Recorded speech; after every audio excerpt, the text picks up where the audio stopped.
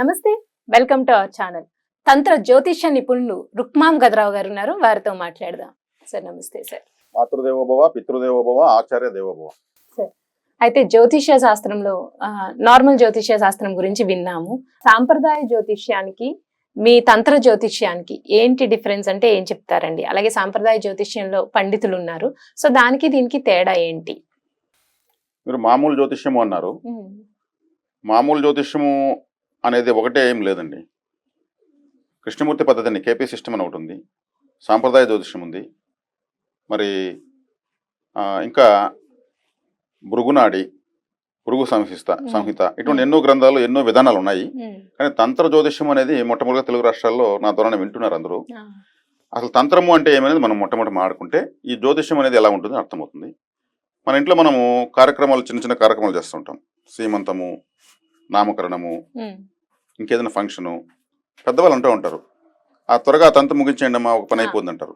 ఇవన్నీ చిన్న చిన్న కార్యక్రమాలే తంతు అంటారు. ఇప్పుడు నేను తంత్రము అంటాను. తంత్రము అంటే కొన్ని వస్తువులతో, కొన్ని ప్రత్యేకమైన ఆలోచనలతో చేసి మనం కొంత రిలాక్స్ అయ్యే విధానమే తంత్రము.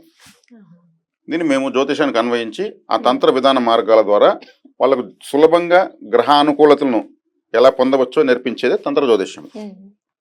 తాంత్రికం అని ఒకటి ఉంది. ఈ తాంత్రికము అంటే అది క్షుద్ర విద్యలకు సంబంధించిన విద్య. అఘోరీలు అంటారు. తాంత్రికము వేరు, తంత్రము, తంతు, తంత్రము, తాంత్రికము, ఇవి స్టెప్స్. ఈ తాంత్రికము అంటే నిర్జన ప్రదేశాల్లో అమావాస్య అర్ధరాత్రి పూట మరి నదీ తీరాల్లో, సముద్ర తీరాల్లో చేసేటువంటి ఒక వాటిని బ్లాక్ మ్యాజిక్స్ అని అంటారు. ఆ టైప్ ఆఫ్ విద్యలన్నింటినీ తాంత్రిక విద్యలు అంటారు. ఇక్కడ తంత్రము మాత్రమే, తాంత్రికము కాదు, తంతు కాదు. గ్రహానుకూలతలను సులభంగా మనకు అనుకూలంగా మార్చుకోగలిగిన విధానమే తంత్ర జ్యోతిష విధానం. కాబట్టి ఇక్కడ వచ్చి భయపడాల్సినటువంటి అవసరం ఏమీ లేదు. భయపడే విధంగా ఎటువంటి కార్యక్రమం ఉండదు. ఈ తంత్ర జ్యోతిష విధానాలను అనుసరించిన వాళ్ళు తక్షణమే ఆనందాన్ని పొందడము, తక్షణమే వాళ్ళకు ఒక ధైర్యం రావడము, తక్షణమే వాళ్ళకు ముందుకు నడవడానికి ప్రకృతి అనుకూలంగా మారడం జరుగుతుంది. కాబట్టి తక్కిన జ్యోతిష విధానాలు ఎలా ఉన్నాయో మేము పట్టించుకోము. మా జ్యోతిష విధానం మమ్మల్ని అనుసరించిన వాళ్ళకు ఈ తంత్ర మార్గాలు, వాళ్ళ యొక్క తంత్ర దేవత నిర్ణయం ఉంటుంది జాతకంలో. ఏ దేవతను ఆరాధిస్తే వీళ్లకు వెంటనే ఫలితం వస్తుంది. అందరూ అన్ని గుళ్ళకు వెళ్తారు. వీళ్ళు వెళుతున్నటువంటి దేవతల దగ్గర వీళ్ళకి అనుమతి ఉండదు. అనుమతి లేని కూడా వీళ్ళు అప్లికేషన్ పెడుతుంటారు.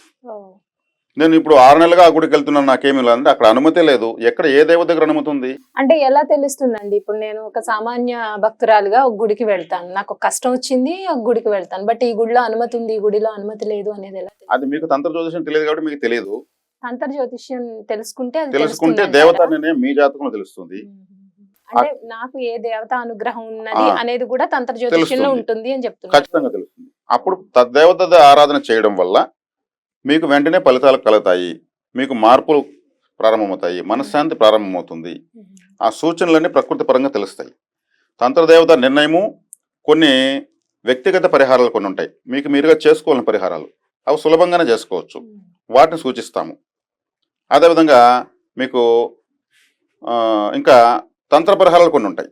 వ్యక్తిగత పరిహారం, తంత్ర పరిహారం, అది మీకు ఎవరు చెప్పాల్సిన అవసరం లేదు, చెప్తే కూడా ఎవరికి అర్థం కాదు. అంటే మీరు నార్మల్ గా సాంప్రదాయ జ్యోతిష్యం లాగే మనిషి యొక్క జాతకాన్ని చూస్తారు.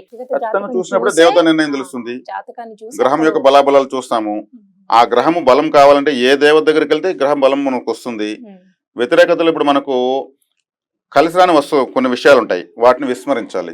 కలిసి వచ్చే విషయాలు ఉంటాయి, వాటిని స్వీకరించాలి. కలిసి రాని దాన్ని స్వీకరిస్తూ కలిసి వచ్చేదాన్ని విస్మరిస్తూ ఉన్నప్పుడు ఏమవుతుంది? పాజిటివిటీ రాదు. దాన్ని ఖచ్చితంగా మార్కింగ్ వేసి మేము 20 to 30 పాయింట్స్ మనం మార్కింగ్ చేస్తాం ఒక జాతకంలో. ప్రతి ఒక్కరికి నిర్జీవము అనేటువంటి ఒక నక్షత్రం ఉంటుంది. నిర్జీవం అంటే ఏంది? ప్రాణం లేదని అర్థము. 27 నక్షత్రాల్లో సూర్యగ్రహము 26 నక్షత్రాల పైన కాంతిని ప్రసరింపజేస్తుంది. ఒక నక్షత్రం పైన ప్రసరింప చేయలేదు. ఏ నక్షత్రం పైన సూర్యకాంతి పడదో అది నిర్జీవ నక్షత్రం. ఆ నక్షత్రం సంబంధించినటువంటి వ్యక్తో లేదా స్త్రీయో, భార్య కానీ భర్త కానీ వస్తే వాళ్ళ ఫ్యామిలీ లైఫ్ నిర్జీవంగానే ఉంటుంది. మరి అలా ఉన్నప్పుడు ఏమవుతుంది? వాళ్ళ సంసారంలో ఎన్నో సమస్యలు వస్తాయి. విడిపోయేదే పరిష్కారం అనే పరిస్థితికి వస్తారు. ఎందుకంటే ఆ నిర్జీవ నక్షత్రంలో వాళ్ళు ఇదయ్యారు. అదే ఒక స్త్రీకి పంచమ స్థానంలో నిర్జీవం వచ్చింది అనుకోండి, పిల్లలు పుట్టరు. నిర్జీవం అని తెలిసిపోయింది. ఒక వ్యక్తికి వృత్తి స్థానం నిర్జీవం అవుతుంది. ఎన్నో ఉద్యోగాలు చేసినా అతనికి వృత్తి సెట్ కాదు. ఇప్పుడు అలాంటి సమస్యలన్నిటికీ మీ దగ్గర ఖచ్చితమైన పరిష్కారం చూపిస్తాము. ఇక్కడ వైనాశకం అని ఇంకోటి ఉంటుంది, అంటే వినాశనం అని అర్థము. ఈ వినాశనం అనేది ఒక నక్షత్రం కలిగిస్తూ ఉంటుంది. ఆ నక్షత్రం సంబంధించిన గ్రహము వినాశాన్ని కలిగిస్తుంది. ఆ గ్రహంతో కలిసిన ఏ గ్రహమైనా వినాశాన్ని కలిగిస్తుంది. అది ఏ నక్షత్రము, అటువంటి వ్యక్తితో వీళ్ళు కలిసి పార్ట్నర్షిప్ లో బిజినెస్ చేశారనుకోండి, నష్టపోతారు. నష్టం వస్తుంది. వినాశ నక్షత్రంలో వీళ్ళు అవును, కలిశారు. పార్ట్నర్ ఉంది కాబట్టి. ధన నష్టాన్ని కలిగించే నక్షత్రం ఒకటి ఉంటుంది. అటువంటి వ్యక్తి వాళ్ళకు భార్యగాను పిల్లగా పుట్టితే కూడా వాళ్ళ వల్ల ఎక్కువ ఖర్చులు ఉంటాయి. కొంతమంది హాస్పిటల్కే పెడేస్తూ ఉంటారు. అవును. ఇట్లా ఆ ధన నష్టం మాత్రం కలుగుతూ ఉంటుంది వాళ్ళకు. ఇవన్నీ మేము గుర్తిస్తాం. తర్వాత వచ్చేకాడికి ఇంకా జాతకంలో నిత్యము వైనాశకం వినాశనం అయిన తర్వాత అవయోగి, ఒక గ్రహం అవయోగం కలిగిస్తూ ఉంటుంది. ఆ గ్రహం యొక్క పని అవయోగం ఇవ్వడమే. అవయోగికి సంబంధించినటువంటి అధిష్టాన దేవత దగ్గరికి వెళ్ళిపోతే ఏమవుతుంది, వీళ్ళకు ఆ గ్రహానికి అధిష్టాన దేవత వీళ్ళకి తెలియకుండా వెళ్ళిపోతూ ఉంటారు, ఏడుస్తూ ఉంటారు అక్కడ పోయి. కానీ అయినా అనుమతి రాదు. బాధకాధిపతిని ఒక గ్రహం ఉంటుంది, అది బాధించడానికే ఉంటుంది. ఇలా మా తంత్ర జ్యోతిష్యంలో వీటిని మార్కింగ్ చేసి సులభ రీతిలో ఎవరికి వాళ్ళు చేసుకునే విధంగా. ఇక్కడ హోమాలు ఉండవు, యజ్ఞాలు ఉండవు, 48 రోజులు లేదంటే 6 నెలలు గుడి చుట్టడాలు చెప్పము. తర్వాత వచ్చేకాడికి నవరత్నాలు చెప్పము, యంత్రాలు చెప్పము. అవన్నీ మేము నమ్మము. వాటికి శక్తి ఉంది, కానీ అవి ఖచ్చితంగా చేసేటువంటి శక్తి సామాన్యులకు లేదు. కాబట్టి సులభతరంగా పరిష్కారాలు ఇక్కడ ఉంటాయి. కాబట్టి వాళ్ళకు అష్టకర్మలు ఉంటాయి, 8 కర్మలు. అంటే అష్టైశ్వర్యాలు అష్టదరిద్రాలు. ఐశ్వర్యాలు లేకపోతే ఏముంటాయి, కష్టాలే ఉంటాయి. వాటిని మళ్ళీ ఫుల్ఫిల్ చేసుకుంటే ఏం చేయాలి, తంత్ర జ్యోతిష విధానంలో మేము ఫార్ములా చూపిస్తాము. ఆ తర్వాత మేమేమి చేసేది ఏమి ఉండదు, ఎవరికి వాళ్ళు చేసుకోవాలి. మేము దారి చూపిస్తాం, ట్రాఫిక్ పోలీస్ లాగా. వెళ్ళవలసింది వాళ్ళే, వెళ్ళకపోతే మాకు సంబంధం లేదు. అది ఇలా ఉంటుంది తంత్ర జ్యోతిష్యం. కాబట్టి వినడానికి అలా అనిపించినా కానీ ఒకసారి మా దగ్గర జాతకం చూసుకున్న తర్వాత వాళ్ళు పొందే ఆనందానికి అవధులు ఉండదు, ధైర్యం వస్తుంది. వాళ్ళ జీవితానికి రూట్ మ్యాప్ చూపించి వదిలేస్తాం. ఖచ్చితంగా రిజల్ట్ ఉంటాయి అంటారు మీ దగ్గర? అంతే మేడం, ఖచ్చితంగా. మీరు వింటున్నారు నేను చెప్తా ఉంటే ఎలా ఉంటుంది ఈ తంత్ర జ్యోతిష్యం అనేది. ఏ దేవత దగ్గర వెళితే మనకు అనుమతి ఉంటుందో, అనుమతి ఉన్న దగ్గరికి వెళ్తే సిగ్నేచర్ పడుతుంది. మనం ఒక ఆఫీసర్ దగ్గర మనకు అవసరం ఉంటే సంబంధం ఆఫీసర్ దగ్గర ఎన్నిసార్లు సంవత్సరం తిరిగినా మనకు ప్రయోజనం లేదు. సేమ్ ఇలాగే దేవతలు కూడా. కాబట్టి ఆరాధన చేసే కొద్దికి వీళ్ళకు పరిస్థితుల్లో మార్పులు వస్తాయి. అయితే మీరు చెప్పినట్టు సాంప్రదాయ జ్యోతిష్యానికి తంత్ర జ్యోతిష్యానికి డిఫరెన్స్ ఏంటి అనేది చాలా చక్కగా వివరించారండి. ధన్యవాదాలు. నమస్తే.